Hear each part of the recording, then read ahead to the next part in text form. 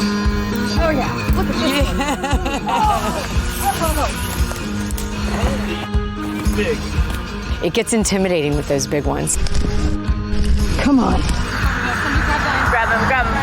Okay, sit. You cannot hesitate. If you hesitate, forget about it. You'll lose. Oh, gosh, you got a beast. Yeah, I know. Yeah, Amy. It is a battle. It is not easy to catch these. Sometimes they'll fight you. I can't overpower a 17-foot python, so I have to be smarter than the snake. Invasive Burmese pythons that can get as long as 18 feet have taken over the Florida Everglades. With no natural predators, the pythons are decimating local wildlife, eating everything from rabbits and birds to bobcats and even deer.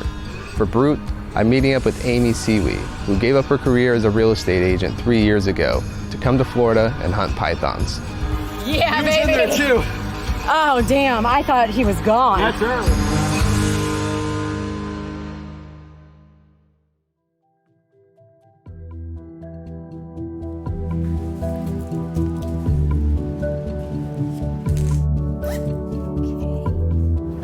Okay.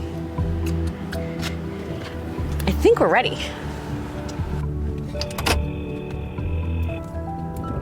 After we see those in law enforcement video, so Hi, yeah, this is Amy Siewe checking in for a python survey in Big Cypress.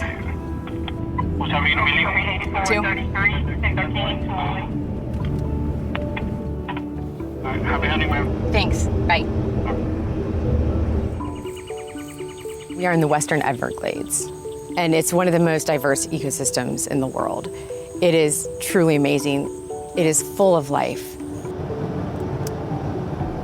Pythons are not easy to find, and people come here thinking, oh, the Everglades, it's huge, it's amazing. There's going to be pythons everywhere. I'm just going to start tromping through the swamp, and I'm going to find pythons, and that's what I thought. And it is not like that at all. Not at all. Even though the pythons are doing incredible damage because there are so many of them, they are so difficult to find. It takes 3 years for a python to reach 10 feet, and it takes 200 mammals and birds to get it there. And these things live for 25 years. So, I mean, that's a lot of our native animals. They'll eat rats, squirrels, birds, rabbits, raccoons. They'll eat bobcats, deer.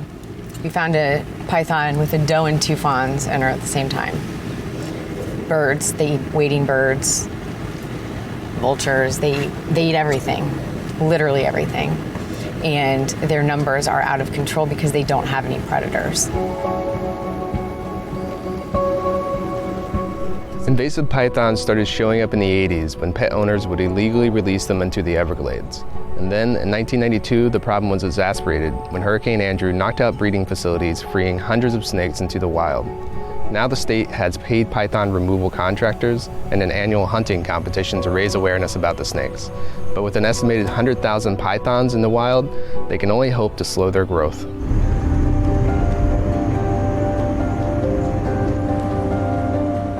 I was a real estate broker for the last 13 years in Indiana, and I learned about the python problem. I decided to take a 3-week vacation with my fiance to come down to Florida to see what it was all about, and we caught a python. And I was absolutely hooked. And it was less than 2 months later. I just dropped everything in Indiana. I didn't really know where to hunt them. I didn't have a job. I rented a room from a guy from the internet. So on paper, this looked like the dumbest thing that I could have ever done. But in my heart, it was the one thing in my whole life that I knew without a doubt, this is what I'm supposed to be doing.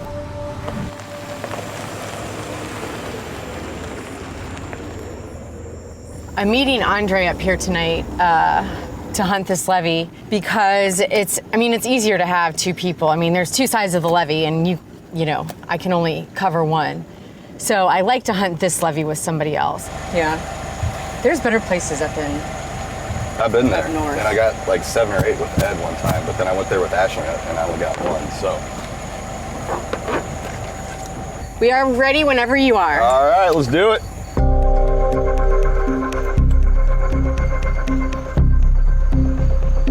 We hunt the pythons on the road at night. So we basically load up in a truck, and we are driving down the roads and levees about 5 miles an hour with all of our lights looking for pythons. And we're looking for them on the sides of the roads, we're looking for them, we're waiting for them to cross the roads. Wherever we can see them, that's what we're looking for. And then how late are you out tonight? I mean, whatever. What were you thinking, like 1 a.m.? Nah, I mean, all right, I'm thinking probably 12:30 here. I mean, depending, if we're having a good night, then, you know. Right.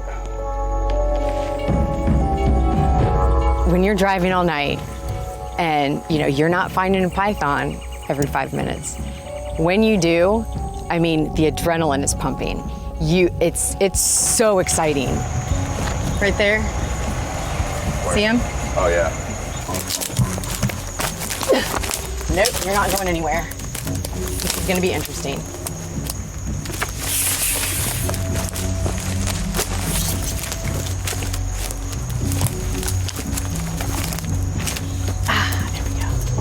There you go. Good job. Woohoo! We got one. And he is a musker. It's a fat, short one, isn't it? Yeah. He's shedding. Yep. Look at that. He's shedding. He's super dark too, so you could tell. Oh, that's what. Yeah, sorry, buddy. Yeah. Man, I wish I could help you shed because I know it's really uncomfortable. Scales everywhere. Take a picture of you, buddy. Some eyeballs are moving around. Hi. I'm glad I spotted him. He was so dark, it was really hard to spot. A study in 2012 found that invasive pythons were likely responsible for the massive decline in population of local wildlife, including rabbits, foxes, and bobcats. The state now encourages the killing of these pythons by both the public and paid contractors because they see it as the best way to save their native animals. We could use my box, I guess. Hey, thanks.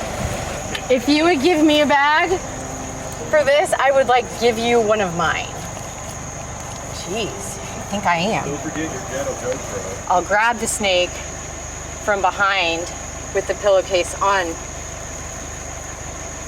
and then I'll just kind of swoop him right in. He's being kind of comatose right now. He's a slow mover. Yeah, he was really ready to rock, but now he's not. And that is our first python of the night.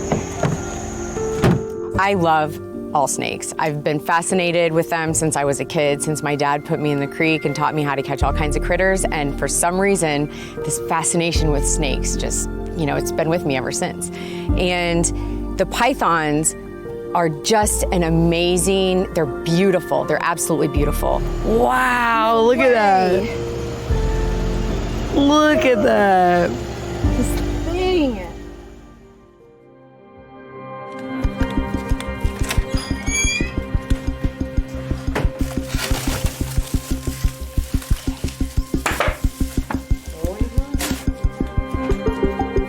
It is an incredible struggle. I love the pythons. I hate that we have to kill them. It's really pretty. Ooh, that is so cool. We have to get rid of these snakes, but it is incredibly hard. I mean, you have this big, giant, beautiful animal that you have to put down. It's heartbreaking. Once we catch the snakes and we euthanize them, I don't want them to go to waste. So then I skin them, I have them professionally tanned, and then I turn them into products like Apple Watch bands, things like that. To get a really good skin, it's a lot of work. So I'm gonna start with this one.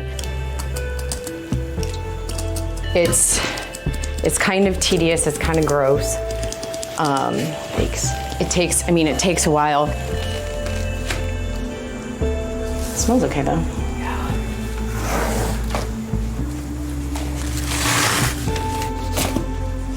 That one in my mouth. You know, I've kind of made it my mission to figure out how to use as much of the python as possible so they don't go to waste. You know, I hate the thought of them just being thrown out and not really honored or anything. Because it's not their fault they're here. It's so unfortunate, it's not their fault, but they do have to go. the meat isn't very good to eat. So, you know, their skin obviously is beautiful and it makes amazing leather products.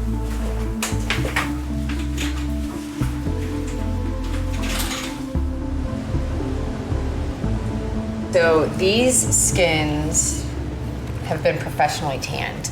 So I've got about 120 python skins here in my house. And before I bought this garment rack, and you can see, I mean, they're just thick. They just like keep going and going. And I even have the smaller ones hanging on a rack inside. So yeah, I've got tons of them. Before I got this though, I had python skins over my couch. I had them in the spare bedroom. I mean, I've got them all up here.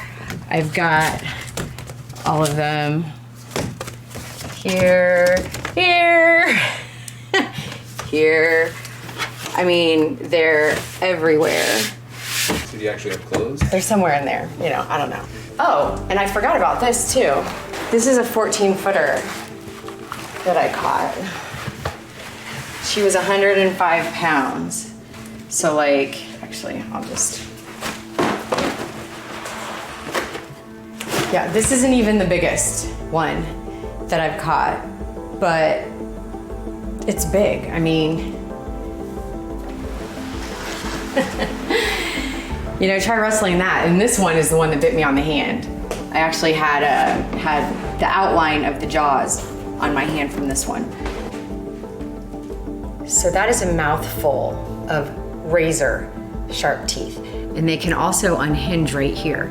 So anything that they can get in their mouth, they can eat. This isn't even with her jaws open all the way. She could easily eat me. If they can fit the head in, they can fit the body of whatever the prey is. And I would be dinner if she wanted to eat me. So I'm glad that she didn't. And these are still razor sharp. Ooh, I just got freaked a little bit there.